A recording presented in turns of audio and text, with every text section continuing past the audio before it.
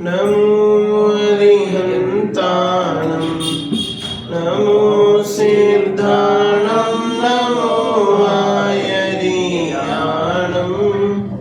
नमो वज्रायाणं नमो लोये सवसाहुनं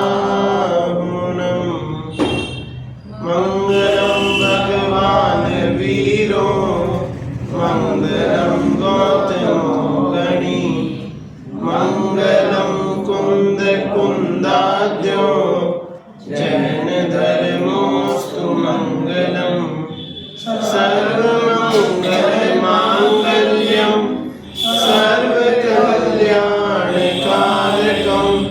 प्रधानं सर्वधर्माणां जैनं जयतु शासनं जैनं जयतु शासनम् ईश सुरासुर मनुसिंद वंदिदं धोदघायिकं ममलं प्रणमामि वर्धमानं तीर्थं धम्मस्य कर्तारम्।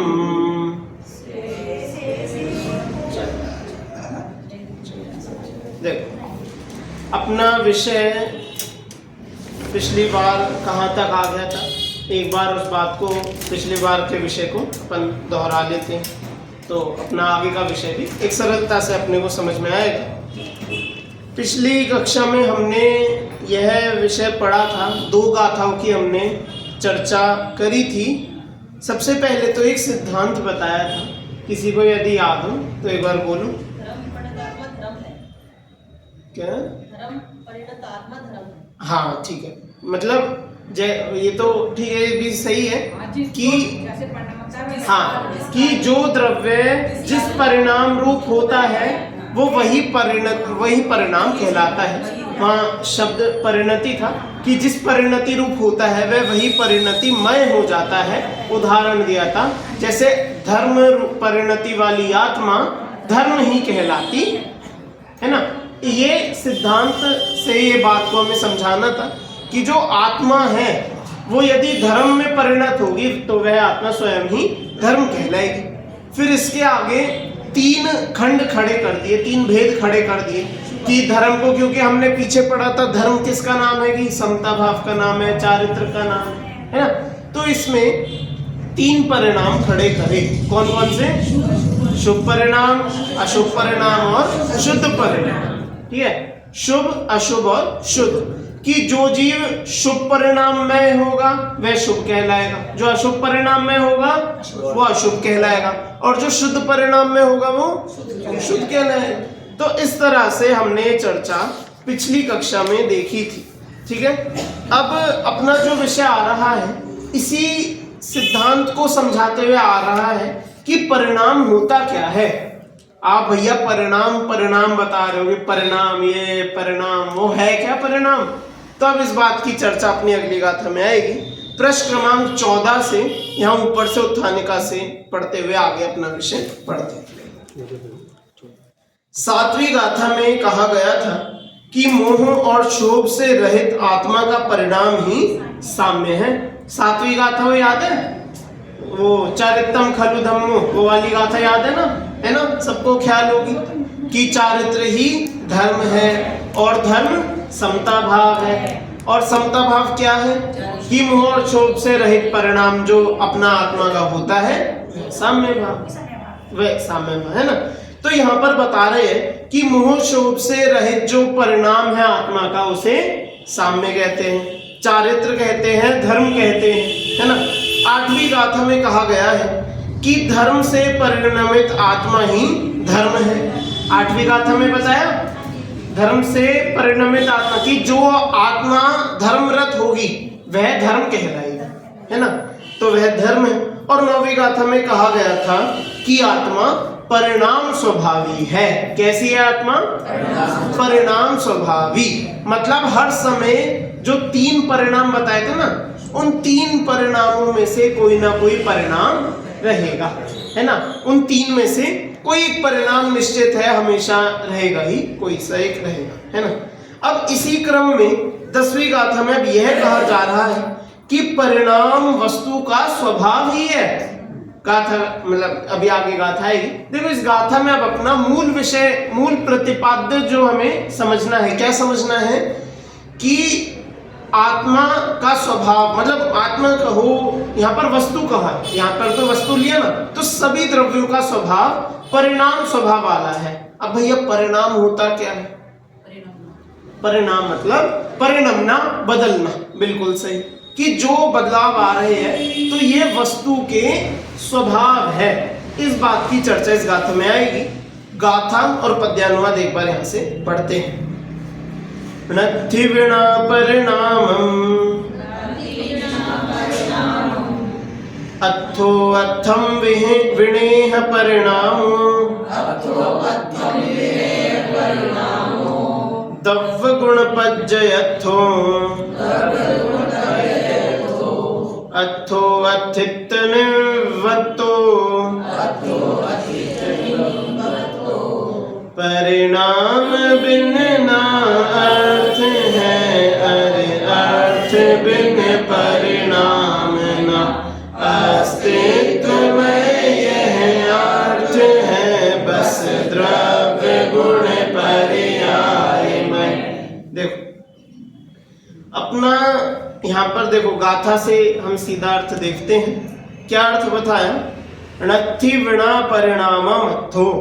अत्थो मतलब अत्थो का मतलब क्या होगा? ये हिंदी से आप एक बार अर्थ, ठीक है। अत्थो मतलब क्या होगा?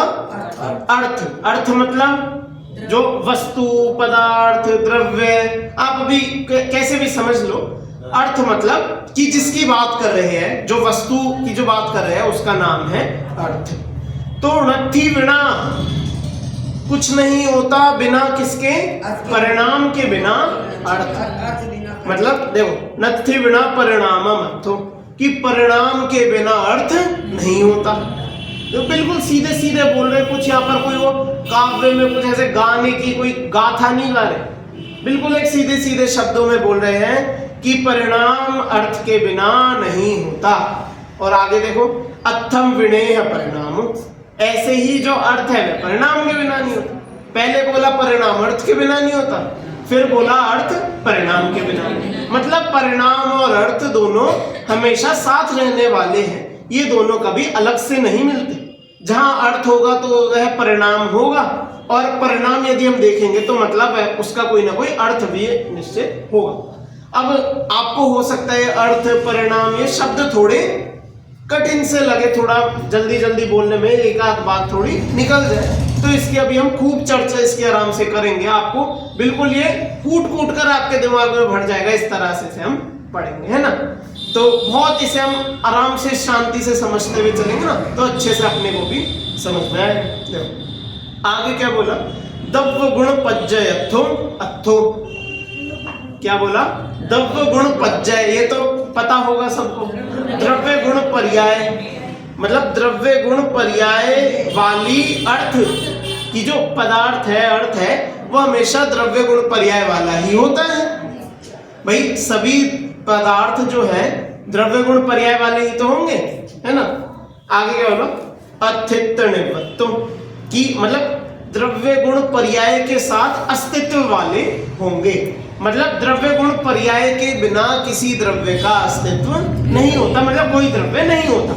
यहाँ पर जो अत्थित बोला, मतलब अत्थित मतलब अस्तित्व, और निवृत्तो मतलब ऐसा होता है। तो इसका पूरे का क्या अर्थ बना कि परिणाम के बिना अर्थ नहीं होता, अर्थ के बिना परिणाम नहीं होता, और द्रव्य गुण पर्याय वाला ही द्रव्य का अस्तित्व होता है, उसके बिना द्रव्य नहीं हो सकता। इतनी सी यहाँ पर बात बताई। अब देखो इसका सीधा सीधा हिंदी अर्थ पढ़ेंगे। इस लोक में परिणाम के बिना पदार्थ नहीं है, और पदार्थ के बिना परिणाम नहीं है। पदार्थ द्रव्य गुण पर्याय में रहने वाला और अस्तित्व से निर्मित है। अब देखो यहाँ पर जो ये गाथा है क्या बता रहे? बिल्कुल बहुत सीधी सच्ची बात है, बहुत सामान्य बात। क्या है कि जो द्रव्य होगा, पदार्थ होगा, वह परिणमन के बिना नहीं मिलता। इतना सा यहाँ पर बताना है कि कोई भी द्रव्य इस जगत में हम ऐसा नहीं देख सकते कि जिसका परिणमन ना होता हो। कोई ऐसा द्रव्य नहीं होता जो इससे बदलता ना हो। इतनी सी बात यहाँ पर बतानी। अब जो ये पंक्ति बोली है इसमें बहुत सारे प्रश्न खड़े हो सकते हैं, बहुत सारे इसमें कोई तर्क वितर्क, कोई इस बात को गलत ठहरा सकता है, कोई इसे कुछ बोल सकता है, कोई इसमें कोई प्रश्न उठा सकता है, बहुत सारी बातें इसमें खड़ी हो सकती हैं। तो उनकी भी चर्चा भी हम आगे यहाँ पर करेंगे, एक एक प्रश्न का यहाँ समाधान करते हुए। हमें तो इस बात को सिद्ध करना है क्या कि जो द्रव्य है वह परिणमन के बिना नहीं होता। बस हमें तो इस बात को समझना है, स्वीकारना है। अब देखो कैसे। उक्त गाथा का भाव आचार्य अमृतचंद्र तत्व प्रदीपिका टीका में इस प्रकार स्पष्ट। देखो क्या बता रहे हैं, परिणाम के बिना वस्तु अस्तित्व को धारण नहीं करती है। परिणाम मतलब परिणमन मतलब कि बदलना, कि अभी एक चीज की कुछ अवस्था है और थोड़ी देर बाद वो बदलकर कुछ और हो गई है ना, इसे बोलते हैं परिणाम। क्या बोलते हैं इसे? इसे परिणाम बोलते हैं। जैसे दूध है, दूध आता है अपने घरों में, हम सब यूज करते हैं दूध का, दूध पीते हैं, दूध से अलग अलग चीजें हम खाने पीने की बनाते हैं, है ना। तो जैसे दूध आया, उसे उबाला, रखा, दूध का हमने जो भी उसे पीना था पी लिया, किसी ने चाय बना के पी लिया, किसी ने उसका कोई दही जमा दिया, किसी ने दही से फिर छाछ बना दी, लस्सी बना दी, किसी ने उसकी जो मलाई है उससे मक्खन बना दिया, घी बना दिया, है ना। अब वो वस्तु क्या थी? दूध थी। और मान लो हमने कहीं पर मक्खन रखा देखा और उसके साथ हमने दही रखा देखा, तो हम क्या उन दोनों द्रव्यों को कैसा बताएंगे कि अलग अलग तो है, लेकिन आई कहां से? कि उसी गाय या भैंस से जिससे आती थी उसी से आई है।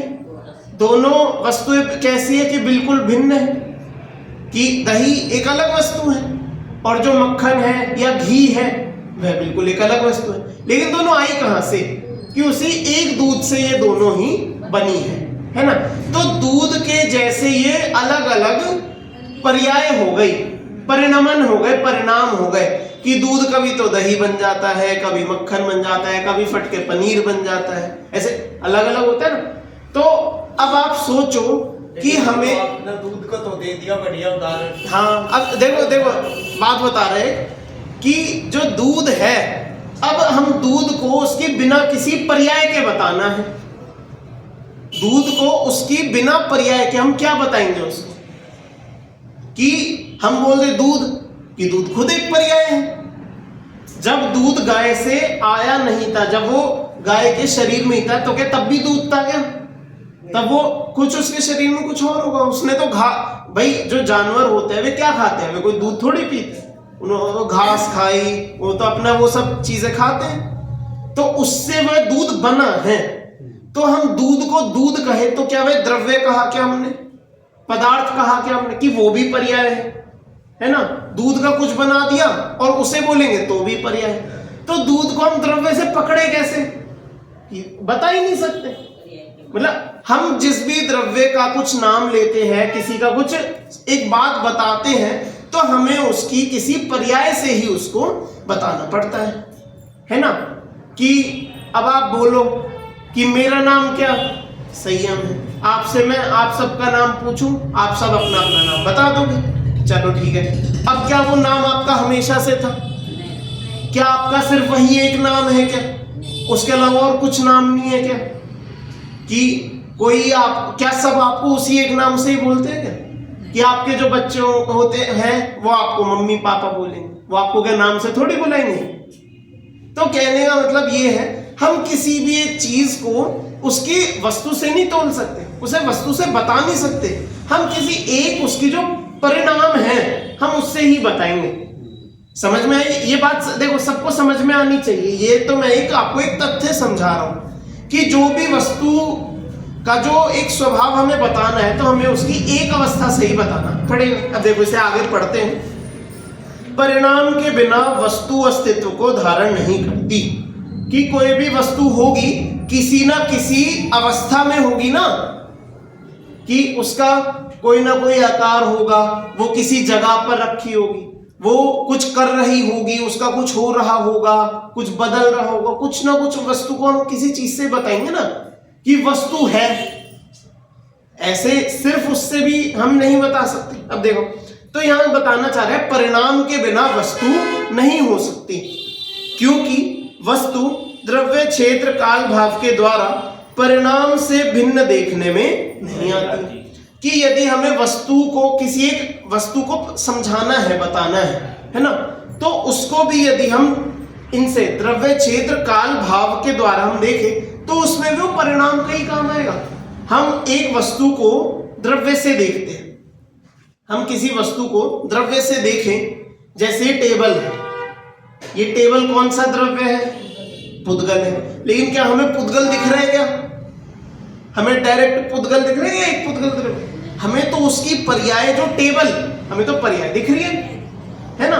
तो द्रव्य में भी हम डायरेक्ट द्रव्य को तो जान नहीं सकते, हम उसकी एक अभी इस समय की पर्याय को जान रहे। कोई अंतर्यामी हो, आगे पीछे की पर्याय को जान लिया मान लो, तो भी जाना तो पर्याय को ही ना, जानेंगे तो पर्याय को ही ना। चलो, उसके अलावा क्षेत्र कि कोई वस्तु कहां है, यहां बोला ना कि वस्तु को द्रव्य क्षेत्र काल भाव से भी जानो तो परिणाम के बिना नहीं जान सकते। तो जैसे द्रव्य से हम इस टेबल को उसकी पर्याय से जानो, ऐसी क्षेत्र की ये टेबल कहां रखी है, कि यहां शिवाजी पार्क में रखी है। अब क्या हमेशा से यही थी, हमेशा यही रहेगी क्या? इसका क्या होगा? ये क्षेत्र इसका नित्य क्षेत्र है क्या? वो भी बदलता रहे, कि अभी इस मंदिर में है, फिर कल उस मंदिर में चली जाएगी, फिर कभी ये टेबल पुरानी होके फिर जाएगी, गल जाएगी, इसका कुछ और बन जाएगा, ये कहां से आई थी, कहां जाएगी, कुछ नहीं पता। ऐसे उसका क्षेत्र भी बदलता रहे। ऐसे ही काल में जानना हो कि वर्तमान में कहां है, भूत में है, तो काल में भी एक ही पर्याय को ही पकड़ा जाएगा। जैसे हम है, हम अभी क्या है? मनुष्य है। अगली आगामी पर्याय में कुछ और हो जाएंगे, पिछली पर्याय में क्या थे? कुछ और थे। तो काल में भी कोई परिणामन के बिना हम उसे नहीं जान सकते। और भाव, चौथा क्या है? भाव। अब जो भाव है, भाव स्वयं ही परिणामन का नाम है। जो भाव है, जो भाव मतलब उस द्रव्य का जो स्वरूप, जो प्रकट है ना। अब वो जो भाव है वो खुद ही परिणाम के बिना हो ही नहीं सकता, है ना। तो इसका मतलब ये है कि जो वस्तु है द्रव्य क्षेत्र काल भाव, इन चारों में भी उनके द्वारा परिणाम से भिन्न देखने में नहीं आता। हम किसी वस्तु को द्रव्य से देखें, क्षेत्र से देखें, काल से, भाव से, तो उसके परिणाम के बिना हम नहीं समझ सकते। हम उसकी उस समय की वर्तमान पर्याय के बिना उसे नहीं समझ सकते, है ना। अब देखो, परिणाम से रहित वस्तु गधे के सींग के समान है। देखो क्या बोल रहे हैं, परिणाम से रहित वस्तु गधे के सींग की तरह है। कि एक तो देखो, एक लिया हमने परिणाम मतलब बदलना, और वस्तु जो वस्तु है जिसमें फेरबदल होता है, जो इस जगत में होती है वस्तु तो हम सब जानते हैं। तो इसे हमने बोला कि यदि परिणाम नहीं होगा किसी वस्तु में, तो वो बात तो ऐसे ही जैसे गधे के सींग होना। अब देखो, मेरा आपसे प्रश्न है, क्या गधे होते हैं दुनिया में? गधे होते हैं, गधे होते हैं। गधे सबने देखे भी होंगे कभी ना कभी, कहीं ना कहीं खूब देखे, है ना। चलो, हम सब ने सींग देखे हैं क्या? नहीं, गधे के नहीं पूछ रहा। वैसे सींग जानवरों के, गाय के होते हैं, बैल के होते हैं, अलग अलग जानवरों के खूब हम सब ने सींग भी देखे हैं, हमने गधे भी देखे हैं, है ना। अब गधों के सींग होते हैं क्या? नहीं होते। तो जैसे गधों के सींग तो नहीं होते, लेकिन गधे खुद भी होते हैं, सींग भी खुद होते हैं, है ना। सींग हमें मिल जाएंगे, गधे भी हमें मिल जाएंगे, लेकिन गधों के ऊपर सींग नहीं मिलेंगे। तो ऐसे ही जो बदलाव है, परिणाम है, वह वस्तु का हमेशा होगा, और कोई भी वस्तु उस बिना परिणाम के नहीं होगी, है ना। जो वस्तु, मतलब हम अगर इस बात को सोचे कि ये वस्तु है और इसमें परिणाम ना हो, मतलब वो परिणामन ना हो, तो ऐसी बात है जैसे गधे के सींग आ जाए, जैसा हवा में फूल उग जाए, आकाश में फूल हो जाएगी तो वो किसी काम की नहीं। हाँ देखो अब ये सारी चर्चा आएगी जो आप ये, हाँ जो आप ये जितनी बात करें ना सब अभी आएगी, सारी चर्चा भी खुलेगी, ऐसे एक एक करके पढ़ेंगे ना। देखो आगे आप बोला, उसका दिखाई देने वाले गोरस इत्यादि के परिणामों के साथ विरोध आता है। किस बात का? कि परिणाम रहित वस्तु का होना। जैसे यहां पर उदाहरण दे रहे हैं गोरस। अब गोरस है, गोरस मतलब दूध। अब दूध से हम कितनी सारी चीजें बना सकते हैं, कितने सारे उसके परिणाम हो सकते हैं। अब हम बोले कि वस्तु परिणाम के बिना भी हो सकती हो, तो बताओ फिर वो उसके दूध के अलग अलग वस्तुओं का क्या होगा? दूध की दुनिया में तो मिठाई भी बनती है, खोया भी बनता है, मावा निकलता है, पता नहीं क्या है दूध का, तो इतनी भारत में इतनी चीजें दूध से बनाई जाती हैं। तो उन सब वस्तुओं का मतलब हम उन्हें क्या बोलेंगे? वो क्या वो दूध से नहीं बनी क्या? दूध से नहीं आई क्या? है ना? तो यहाँ पर इतना सा बताना चाह रहे हैं कि जो वस्तु है वह परिणाम के बिना नहीं होगी। हमने किसी दूध की बनी वस्तु को देखा तो वह अपना जो अर्थ है उस अर्थ के स्वभाव को नहीं छोड़ेगी। सिर्फ देखो अब उदाहरण है तो उदाहरण की तरह समझेंगे। जैसे दूध का सेवन किसी दो फड़ वाली वस्तु के साथ करो तो द्विदल का दोष आता है। ये तो पता होगा सबको, बेदल का जो हम बेदल बोलते हैं यहाँ पर, द्विदल का दोष दूध की किसी भी वस्तु के साथ आता है। अब दूध की कोई भी वस्तु क्यों ना हो, हम तो दही, ज्यादातर सामान्य लोग क्या मानते हैं कि दही से, लेकिन दूध की किसी भी वस्तु के साथ उसका वैसा ही दोष आता है जैसा दही के साथ आता है ना? कि दूध के साथ हम कोई भी दो फाड़ वाली, अब चाहे फिर दूध हो, दही हो, मलाई हो, मक्खन हो, छाछ हो, मिठाई हो, बर्फी हो, लड्डू, पेड़ा, मतलब इन चीजों में भी जहां दूध मिला हुआ हो, यदि उनके साथ हम कोई ऐसी वस्तु खाते हैं तो दूध दही जैसा ही समान दोष लगेगा। सिर्फ एक घी इसमें एक्सेप्शन है कि घी का स्वभाव बदल जाता है तो घी का वैसा दोष नहीं होता है ना? घी का नहीं लगता, घी क्योंकि घी की अब वही जो अवस्था बदल गई, घी एक अलग इससे एक्सेप्शन हो जाता है। तो इसका मतलब ये है कि जो वो द्रव्य का जो स्वभाव था, वो जो दूध का स्वभाव था, उसकी कैसी भी पर्याय हो गई वो बदली नहीं। अब हम बोले कि नहीं हमने तो इसकी बर्फी बना दी, अब इससे दोष नहीं आना चाहिए, ऐसा हो जाएगा क्या? नहीं होगा। तो इसका मतलब हमें तो यही समझना है कि वो जो दूध यहां भी दूध था, वो मिठाई बनने पर भी दूध ही रहा, वो मक्खन बनने पर भी दूध ही रहा, वो कैसा भी उसकी पर्याय बदली, उसका वो स्वभाव दूध वाला ही है। और अगर हम इसे मान ले कि वो परिणाम के बिना द्रव्य होता है, बदलाव के बिना द्रव्य होता है, तो इसमें दो आपत्ति खड़ी होगी। या तो हम ये कहेंगे कि दूध कभी और कुछ बन ही नहीं सकता, या फिर दूध थोड़ा सा भी बदलने पर कोई नया द्रव्य बन जाता है, वो दूध नहीं रहा। देखो उदाहरण है, इसलिए मैंने कहा था कि ये बस एक उदाहरण की तरह समझना कि हाँ बिल्कुल सही बात है। मैंने ही कहा था कि दूध खुद एक परिणाम है, लेकिन क्योंकि उदाहरण है, अब क्योंकि अगर हम इसे सोचें कि हर जगह दूध है तो फिर घी में भी दोष आना चाहिए, घी एक्सेप्शन, पनीर भी दूध नहीं, पनीर में भी दोष ही है। देखो सिर्फ एक घी होता है कि घी में ऐसा दोष नहीं है। देखो अंत में मुझे ये उदाहरण है, इस उदाहरण से सिद्धांतों में समझना है कि जो द्रव्य है वो कुछ भी बदल जाए, मतलब उसका परिणामन होता ही रहेगा, हमेशा उसका परिणामन होता है, वह अपने परिणामन स्वभाव को छोड़ नहीं सकती है ना? ये इतना सब हमें बात समझ में आई कि नहीं है?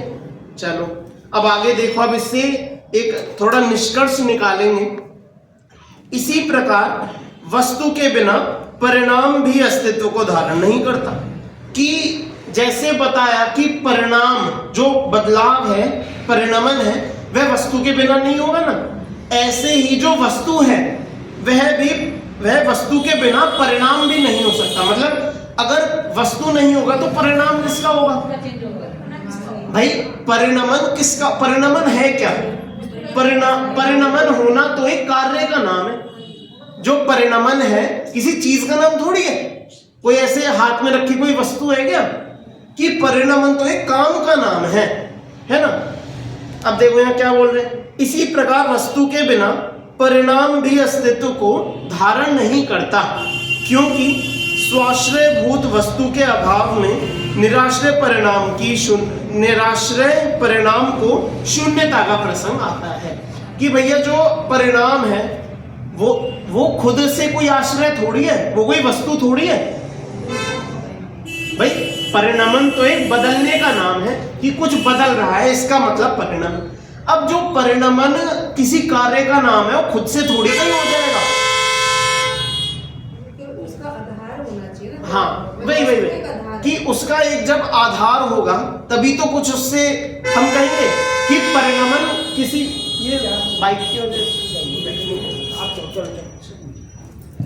ठीक है। देखो कि यदि कोई वस्तु होगी वही तो बदलेगी, कि जैसे हम सोचे गर्मी कि यहाँ पर कुछ ना और बस गरम गरम हो जाए, तो ऐसा हो सकता है क्या कि हम बोले खाली कमरा है, वहां पर हमने हीटर चला दिया, हाँ पूरा कमरा गर्म हो गया, वहां कुछ भी नहीं, तो वहां हवा तो थी गर्म होने को, हवा गर्म हो।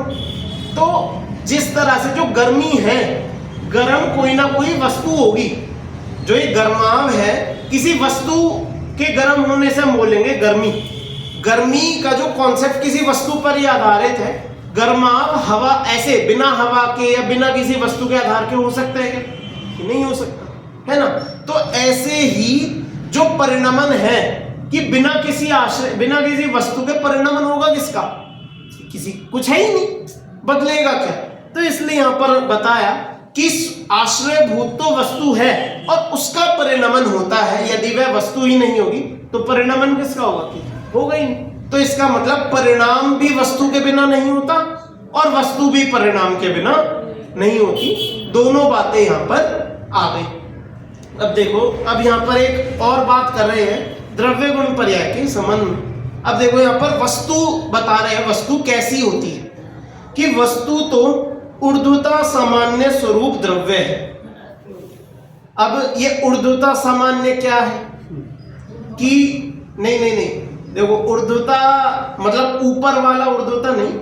ये जो जब हम ये पढ़ेंगे ना प्रमाण और न्याय की जब चर्चा पढ़ते हैं, जो न्याय ग्रंथों में आता है, तो वहां पर जो वस्तु होती है मतलब जो प्रमाण जिसे जानता है जिस विषय को, तो उसके दो भेद होते हैं, एक सामान्य विषय, एक विशेष विषय।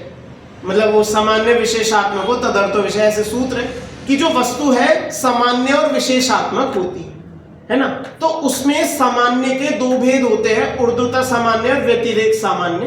ये बस समझ लो आप, इसमें दिमाग बस सुन लो, समझना मत इसे, बस नाम होते हैं, ठीक है। अब ये मैं समझाने बैठूंगा, इसके लिए पूरी का अलग कक्षा लग जाएगी, बिना समझ में वो फिर उसके लिए फिर आप जैसा कहते हो कि अलग कक्षा ही करनी पड़ेगी, फिर तो अलग कक्षा ही करेंगे, ठीक है। चलो, ऊर्ध्वता सामान्य मतलब सामान्य कि जो एक वस्तु पूरे रूप में जिसे हम वस्तु बोलते हैं सामान्य, जो प्रमाण रूप से तो है ही, लेकिन जो द्रव्य रूप से कि उसके हम किसी एक पर्याय की बात नहीं कर रहे, पूरे द्रव्य को समाहित करते हुए जो द्रव्य, उसका नाम ऊर्ध्वता सामान्य पित्ता में, ठीक है। तो यहां बोला वस्तु तो ऊर्ध्वता सामान्य स्वरूप द्रव्य में, मतलब द्रव्य को बता रहे कि जो द्रव्यपना है वह कैसा है, ऊर्ध्वता सामान्य रूप है, मतलब सामान्य रूप है। जैसे सामान्य और विशेष दो चीज, ये तो पता है ना आपको कि वस्तु एक सामान्य भी होगा और उसके अनेक अनेक विशेष भी होंगे। तो सामान्य रूप से द्रव्य है, सहभावी विशेष स्वरूप गुण में। अब ये इसमें भी ये विशेष में दो भेद होते हैं, सहभावी विशेष, क्रमभावी विशेष, तो ये सब उसी प्रमाण की चर्चा में सब आते हैं। तो यहाँ ऐसे बोला कि सहभावी विशेष स्वरूप गुणों में तथा क्रमभावी विशेष स्वरूप पर्यायों में रही हुई और उत्पाद व द्रव्य में अस्तित्व से बनी हुई है। कि वस्तु क्या है कि सामान्य रूप द्रव्य है और विशेष स्वरूप गुण है और क्रमभावी विशेष स्वरूप पर्याय है और उत्पाद व द्रव्य अस्तित्व वाली है। मतलब वस्तु के हमें प्रॉपर्टीज यहां पर मिल गई कि वस्तु किन किन चीजों से मिलकर होती है, मतलब कैसी होती है वस्तु। देखो कैसी कैसी होती है कि सबसे पहले तो द्रव्य स्वरूपी वस्तु कैसे होती है, द्रव्य स्वरूप तो सामान्य हो गया। हाँ वही बिल्कुल वही बात से गुण हो गए, हाँ विशेष रूप से क्रमवर्ती पर्याय। अब देखो हाँ बिल्कुल ऐसे ही है। हाँ कि सामान्य रूप से तो द्रव्य जो है द्रव्य है, बिल्कुल सामान्य, सामान्य में सब कुछ उसके सारे अंश समाहित हो गए। और विशेष रूप से क्या कि सहभावी, अब देखो, अब मैं आपको थोड़ा सहभावी क्रमभावी बता देता हूं कि जो विशेष दो तरह के होते हैं, एक तो सहभावी मतलब साथ में रहने वाले, कि जो एक निश्चित काल में जो एक साथ होंगे उन्हें तो सहभावी विशेष बोलते हैं।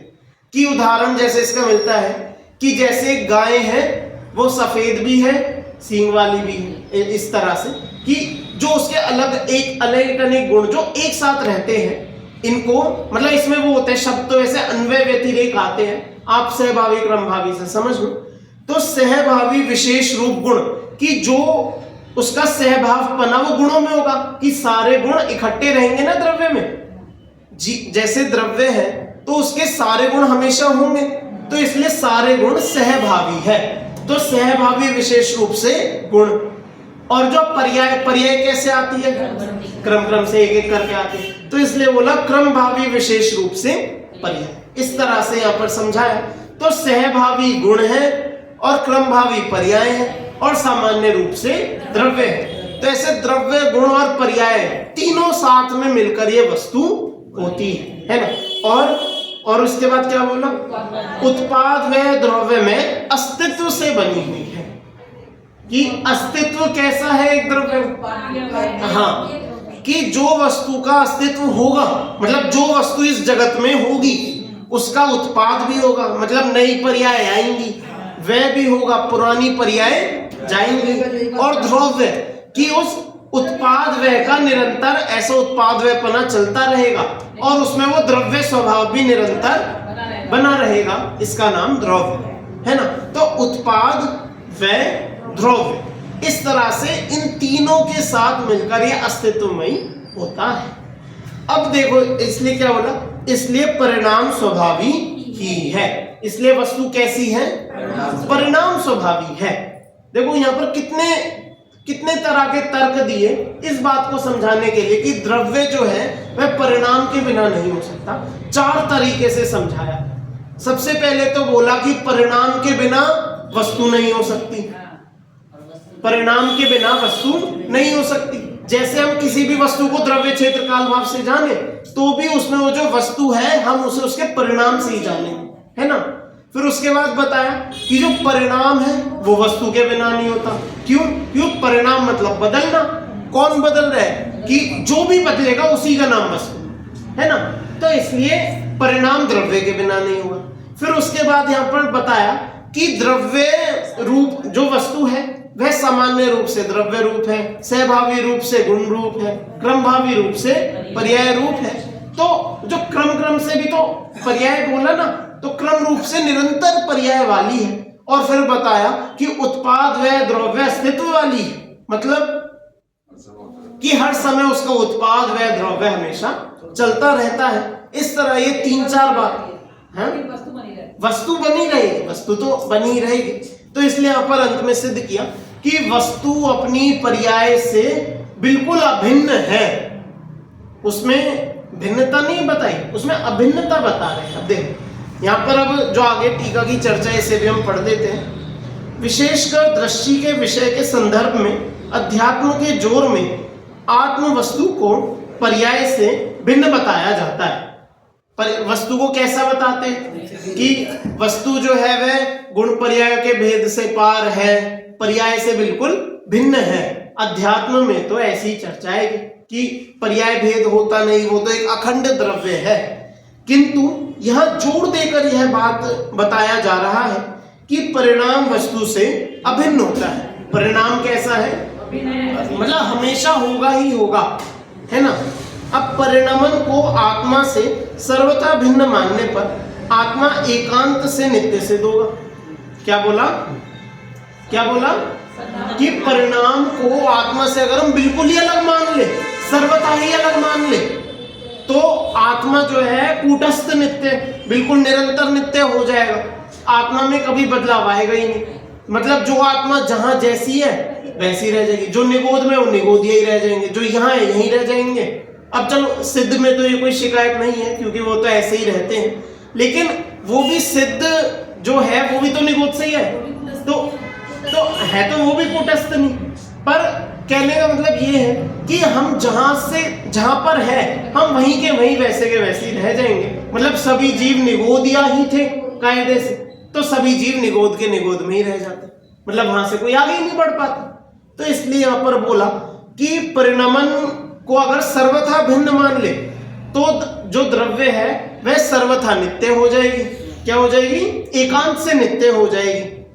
और सर्वथा अभिन्न मान ले कि परिणमन अपने आत्मा से कभी अलग ही नहीं होता, मतलब हमेशा ही परिणमन स्वभावी वाला है। यदि हमेशा ही ऐसा मान ले तो क्या होगा कि तो एकांत से अनित्य सिद्ध हो जाएगी। पर्याय एक समय की पर्याय तो एक समय की। अब हम सर्वथा ही उसे मान ले कि जो द्रव्य है सर्वथा ही बदलने वाली है, तो एकांत से वह वैसी हो जाएगी अनित्य। अब देखो इससे परेशानी बता रहे हैं कि सर्वथा नित्य या सर्वथा अनित्य मानने से क्या आपत्ति है। इस प्रकार या तो नित्य एकांत का प्रसंग आएगा या फिर अनित्य एकांत का प्रसंग आएगा। तात्पर्य यह है कि परिणाम और परिणामी द्रव्य में कथनचित भेद और कथनचित अभेद है, कि हम हमेशा ही द्रव्य को सिर्फ बदलने वाला माने, कभी उसका एक स्वभाव माने ही ना, तो क्या होगा?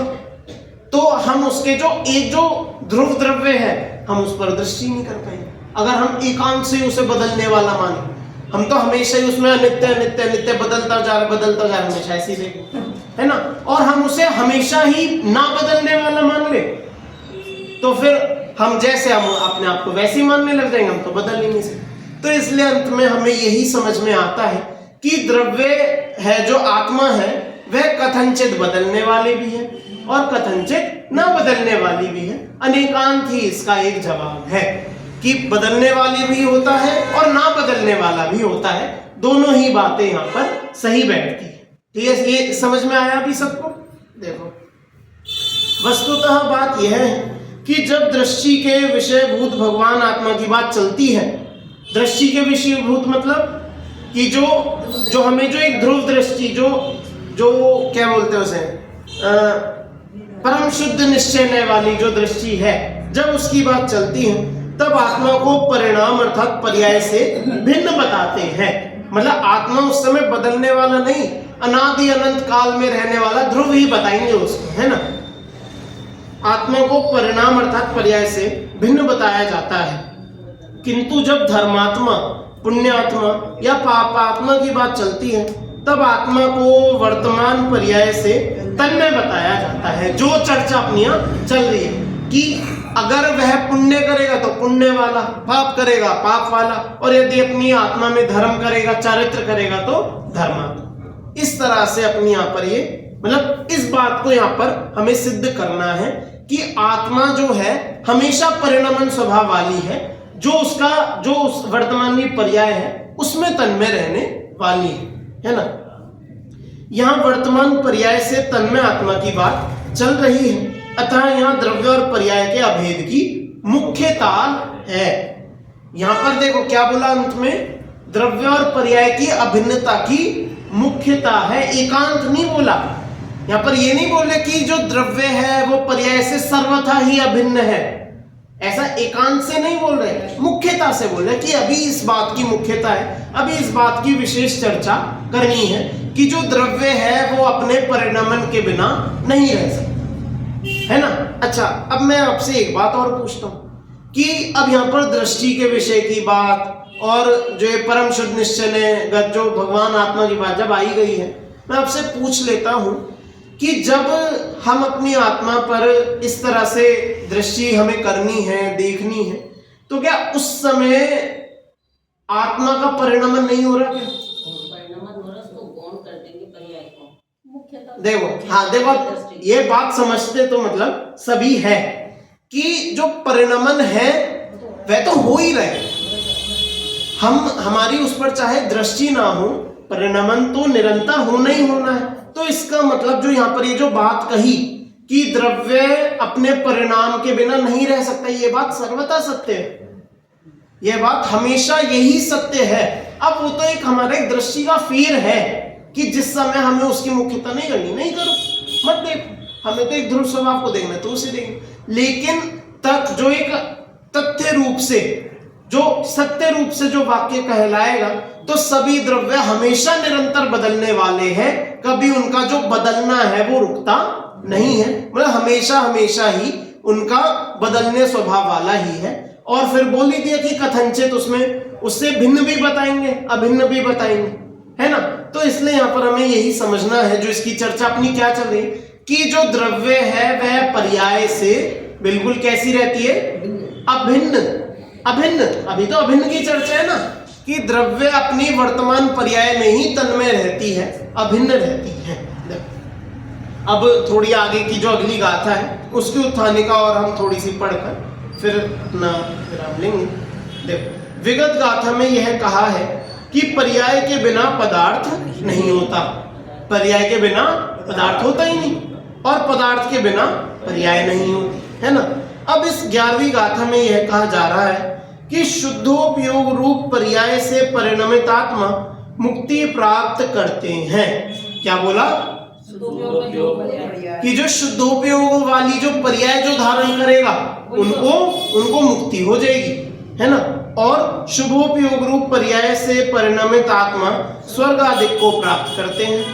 तात्पर्य यह है कि यहाँ चारित्र परिणाम के साथ रहने वाले ग्रहण करने योग्य शुद्ध परिणाम और त्याग करने योग्य शुभ परिणाम का फल बताया जा रहा है। मतलब अगली गाथा में यह विषय आएगा कि जो इस शुद्ध परिणाम को धारण करेगा, जो शुद्धोपयोग में रहेगा, उसे उसका फल तो उसे मोक्ष मिलेगा, और जो शुभ परिणाम में फंसा रहेगा उसे स्वर्ग आदि मिल जाएंगे।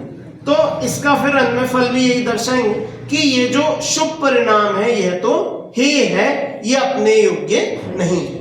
इस तरह से आगे चर्चा आएगी। अभी यदि आपको कोई पिछली गाथा में से, इसकी टीका में से कोई प्रश्न हो तो आप पूछ सकते। तो आपने कहा था ना, परिणमन तो दिखाई दे रहा, हाँ, धर्म अधर्म आकाश काल का तो दिखाई नहीं दे रहा। वही तो बात है ना। देखो, ठीक है, आपकी बात सही है बिल्कुल, कि परिणमन दिखाई नहीं दे रहा, तो इसका मतलब ये थोड़ी परिणमन हो नहीं रहा। अब जैसे वो तो आप हम तो आपकी बात मान, हाँ, देखो मैं आपसे एक प्रश्न पूछता हूँ, हम में से यहाँ भी जो बैठे, हम में से कोई अमेरिका गया है? मैं तो नहीं गया। आप लोगों में से कोई गया हो? कोई भी नहीं गया। चल अभी के लिए मान लो, हम आपसे पूछ रहे, आप भी नहीं गए, मैं भी नहीं गया, तो अमेरिका होता है क्या? ऐसा सुना तो है, पता नहीं होता हो सकता है ना होता। वहाँ लोग रहते हैं कि नहीं पता नहीं, क्या पता ना रहते हो, हमने तो नहीं देखा। कैसे पता? हम तो गए नहीं। दिखाई दे रही मेरी। कहाँ पे दिखाई? तो सुन ली ना पूरी है, टीवी में देख ली, टीवी में देख ली।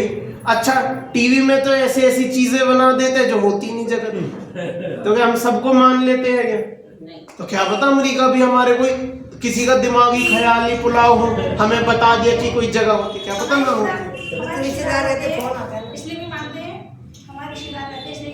किसी हमारे चलो रिश्तेदार रहते हैं, क्या पता वो झूठ बोल रहे। जैसे मैं यहाँ से घर जाऊं और राजीव जी को मैं फोन कर दूं कि भाई साहब मैं ना लंदन आ गया हूँ और अगले हफ्ते में वहां से आ जाऊँ, ये बोल ठीक है।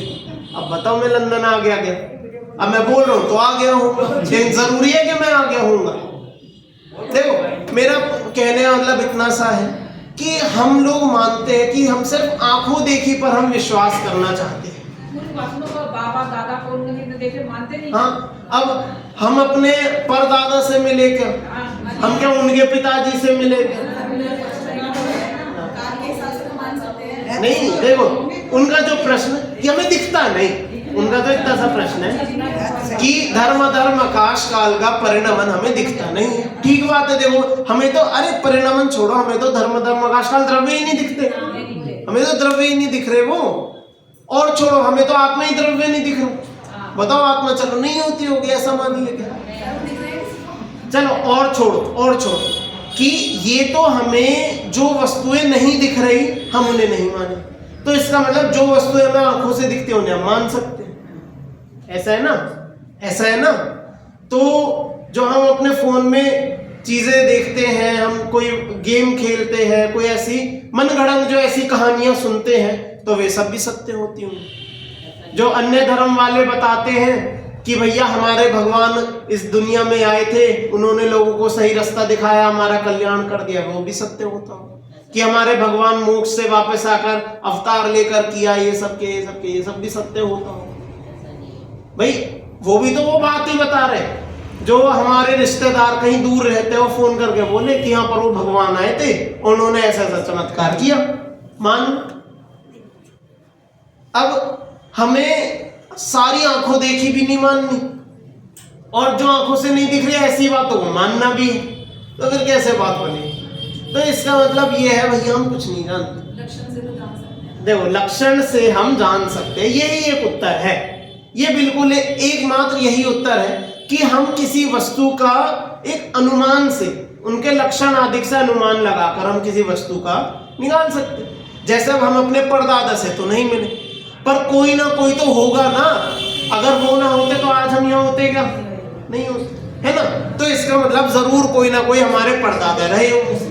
अब उनसे 100 पीढ़ी पीछे जाओ, क्या कोई उनके माता पिता होंगे कि नहीं होंगे? होंगे। क्यों? अगर नहीं होते तो आज हम यहाँ होते क्या? नहीं हो सकते। हो सकते हैं क्या? हो ही नहीं सकते। तो इसका मतलब कितना भी पीछे जाओ, कोई ना कोई उनके माता पिता उनके कोई ना कोई जरूर होते हों। अब चाहे हमने उन्हें देखा नहीं, लेकिन ये लक्षण से कि आज हम हैं तो कोई ना कोई होगा, इससे हम अनुमान से जान सकते। तो ऐसे ही धर्म अधर्म आकाश काल इन सब की सिद्धि भी अनुमान आदि से लक्षणों से होती है। और आप सोचो कि आत्मा हमें कोई हाथ पे रखी हुई आंखों से दिख जाएगी? कुछ नहीं है ऐसा, भ्रम में नहीं रहना। कि शुरुआती जो आत्मानुभव करने की प्रक्रिया बताते हैं, उसमें शुरुआती प्रक्रिया तो अनुमान ही है कि हमें अनुमान आदि से, लक्षण आदि से अपनी आत्मा को जानना है। क्योंकि जब तक हम उसकी स्थापना नहीं करेंगे कि आत्मा होती है, तो तब तक हम उसे जानने का प्रयत्न कैसे करेंगे? तो सबसे पहले तो हमें इस बात को मानना पड़ेगा कि जो चीजें हमें नहीं दिखती वैसी होती हैं, और जो चीजें हमें दिखती है जरूरी नहीं ऐसी होती। दोनों ही बातें हैं। समझ में आया? समझ में आया ना। अब जैसे साइंस तो कहती है कि हम तो बंदरों की संतान हैं। साइंस क्या कहती है? हम तो बंदरों की संतान हैं। उन्होंने भी अपने लक्षणों से इस बात को सिद्ध किया है कि नहीं किया? वो भी अपने पूरे साइंटिफिक प्रूफ देते हैं, वो भी अनेक तरह के लक्षण बताते हैं। तो अब बताओ, आप अपने आप को बंदरों के बच्चे मानते हो क्या? कि हमारे कोई आज से 10,000 पीढ़ी पहले, 50,000 पीढ़ी पहले, लाख पीढ़ी पहले कोई ना कोई हमारे माता पिता बंदर रहे होंगे? आप मान लोगे क्या इस बात को? नहीं। वो तो देखो सारे बिल्कुल प्रूफ, सारे इतने रिसर्च पेपर, इतने हजारों लाखों साइंटिस्टों ने कितनी मेहनत कर करके, कितना पैसा खर्च करके इस बात को सिद्ध किया। तो ये भी बताया जी पूछ कहाँ गई? अब देखो, वो तो उनसे देखो, मैं तो पढ़ा नहीं। ये चीजें तो पूछने वाली है ना। अब देख, अंत में यही है, जो वो बताते हैं तो क्या हम उनकी बात मान लें? तो जो ये कहते हैं चंद्रमा पे पहुंच गए, ये वहां भी नहीं पहुंचे। अब देखो, मैं वही तो कहना चाह रहा हूँ, मैं वही बताना चाह रहा हूँ कि जितनी बातें हमें दिखती है, यदि सब सत्य हो तो भैया दुनिया कहीं की नहीं बचेगी, कुछ नहीं बचेगा। फिर तो हम भैया जो देखा वही मान लिया। पहले ये कहते थे, हमने ये पढ़ा आज तक कि पृथ्वी घूमती है। हाँ, यही पढ़ा। उसी चीज को भी इनकार कर रहे हैं कि पृथ्वी घूमती नहीं है। अपनी जो रिसर्च इन्होंने करी उसी को फेल कर रहे हैं। अब वही ना देखो हमने तो ये पढ़ा कि ये ऐसा ही है। देखो अब इस जगत में तो जो इसे चार्वाक मत कह लो, साइंटिस्ट कह लो, कैसे भी कह लो, इनका खुद कहना है कि भैया हमारा ज्ञान तो अभी अधूरा है। ये इस बात से इनकार नहीं कर रहे, ये बिल्कुल इस बात को स्वीकारते हैं कि हम भैया अभी कुछ नहीं जानते, हम अभी इसकी रिसर्च कर रहे हैं, अभी हुई नहीं पूरी। हर बार जब भी कोई नई बात निकलेगी तो पुरानी बात उससे झुठलाई जाएगी, झूठी हो जाएगी। तो जब भी कोई नई बात आती है पुरानी बात झूठी हो जाती है ना। तो इसका मतलब अंत में तो हमें यही समझना है कि भैया जो ज्ञान हमें सच्चा प्राप्त हो रहा है उसे मान, है ना। और जो बातें ठीक है वो कर रहे हैं, कोशिश उन्हें करने दो। अंत में होगा यही, अगर इफ वो अपनी बिल्कुल सत्य पर आ जाता है तो वो भी अंत में इन्हीं बातों को प्रूफ करते बैठे, उन्हें भी यही बातें अंत में सत्य होती दिखेंगी, है ना। तो इसलिए हमें तो क्या करना है अब कि हमें तो नहीं दिखता जी, हमें तो समझ में नहीं आता जी। भैया सत्य तो यही है, अब आप मानो चाहे ना मानो, हमारी मान्यता से सत्य तो बदल नहीं जाएगा। अब लेकिन हमारे श्रद्धांत से हमारा सत्य जरूर बदल जाएगा, ये बात जरूर है। क्या कहते हैं ना, वो इंग्लिश की एक प्रोवर्ब है, फेथ कैन मूव माउंटेन्स, कि जो हमारा श्रद्धान है उससे तो पहाड़ भी हिल जाते हैं।